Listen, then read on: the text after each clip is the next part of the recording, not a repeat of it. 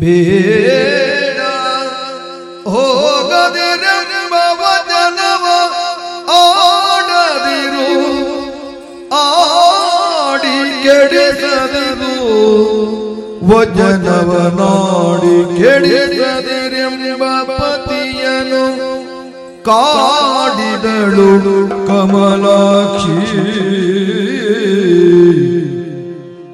ವಚನವ ನಾಡಿ ಕೆಡಿಸದಿರೆಂಬ ಪತಿಯನು ಕಾಡಿದಳು ಕಮಲಾಕ್ಷಿ. ಕಂಬನಿದುಂಬಿ ಗೋಳಿಡುತ್ತ ಕಾಡಿದಳು ಕಮಲಾಕ್ಷಿ. ಕಂಬನಿದುಂಬಿ ಗೋಳಿಡುತ್ತ ಬೇಡ ಹೋಗದಿರೆಂಬ ವಚನವ ಆಡದಿರು, ಆಡಿ ಕೆಡಿಸದಿರು, ವಚನವ ನಾಡಿ ಕೆಡಿಸದಿರು. ಆ ಆ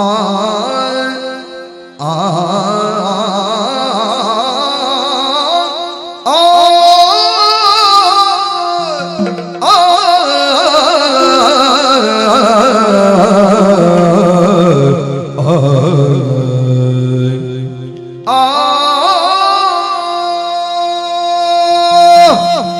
ನಿಲ್ಲದು ಮನವಲ್ಲಿ ಹೋಗದೆ, ನಿಲ್ಲದು ಮನವಲ್ಲಿ ಹೋಗದೆ, ಪ್ರಾಣದೊಲ್ಲಭ ಕಳುಗಿಸಲಾಗದೆ, ಪ್ರಾಣದೊಲ್ಲಭ ಕಳುಗಿಸಲಾಗದೆ,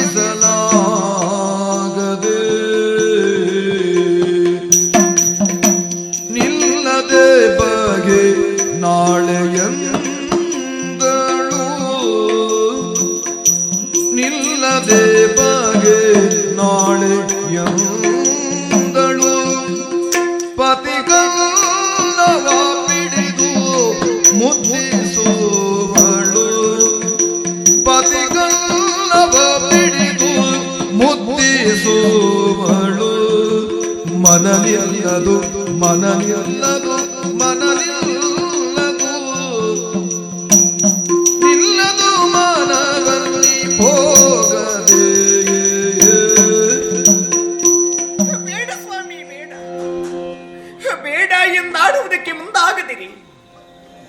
ಬೇಡ ಎನ್ನುವುದು ಎರಡಕ್ಷರದ ಒಂದು ಶಬ್ದ ಆಗಿರಬಹುದು. ಅದು ನಿಮ್ಮ ಬಾಯಿಂದ ಬಂದ ಮೇಲೆ ಮತ್ತಾರಾದ್ರೂ ಮಾತನ್ನು ಮೀರುವುದಕ್ಕೆ ಸಾಧ್ಯ ಉಂಟೇ ಹೇಳಿ? ಎಷ್ಟು ಸಂತಸದಿಂದ ಓಡೋಡಿ ಬಂದೆ.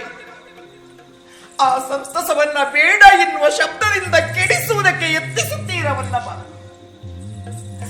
ತಾವು ತಿಳಿದು ಬರಲ್ವೇ?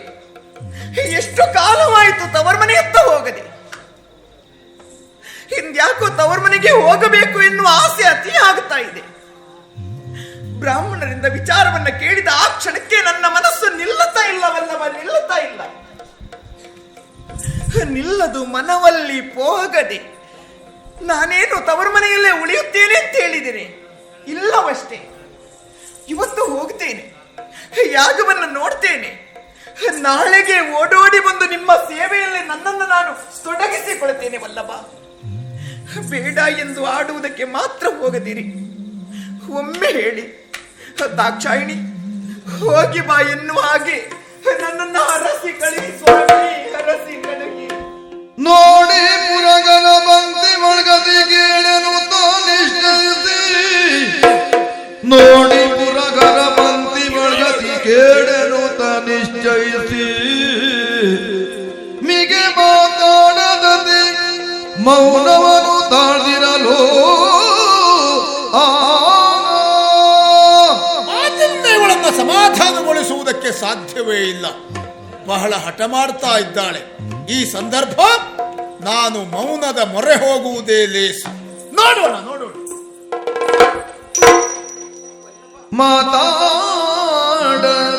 ಮಾತಾಡದಿರ್ಪೋದೆ ಕೆಂಬಳು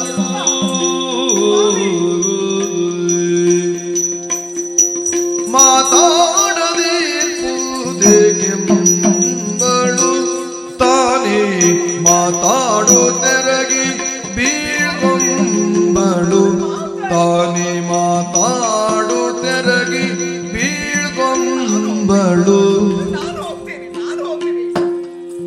ಕಾತುರದಿಂದೆಂದು ನಡೆವಳು ಜಗನ್ಮಾತೆ ಬಿತ್ತಿರುಗಿ ನಿಟ್ಟಿಸುವಳು ಕಾತುರದಿಂದೆಂದು ನಡೆವಳು ಜಗನ್ಮಾತೆ ಬಿತ್ತಿರುಗಿ ನಿಟ್ಟಿಸುವಳು ಮಾತಾಡದಿರುವುದೆಂಬಳು